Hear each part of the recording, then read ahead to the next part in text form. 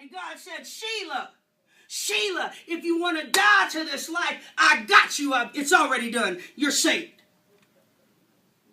I got you.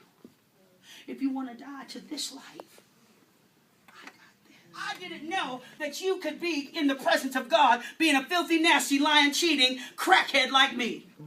I never know that you could run to the church when I was walking down Broadway looking for a crack hit. I didn't know that I could run into Shalom Temple. Because every time I got closer, I'd take off running thinking I'm going to get struck down by lightning if I get too close. Come on now. Because the God that I knew about wasn't a God that saved. He was a God that put you in hell if you wasn't right. And I didn't know how to get right. I didn't know how to get right. How can I get right after 20-some years of being a crack? I done already left all my babies.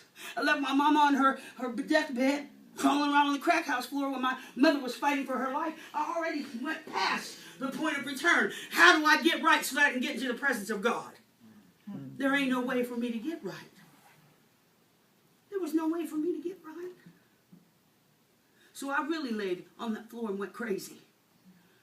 I cried so hard because I knew there was no way. There was nothing that I possessed that remotely looked like something of a woman of God. There was nothing that I possessed that remotely looked like anything that could be into the kingdom of heaven. There was nothing about me worthy of God.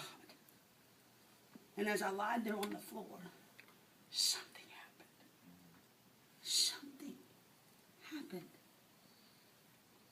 The voice came back. And Mother, you may know what I'm talking about. The voice of God came back, but he wasn't out here in the room.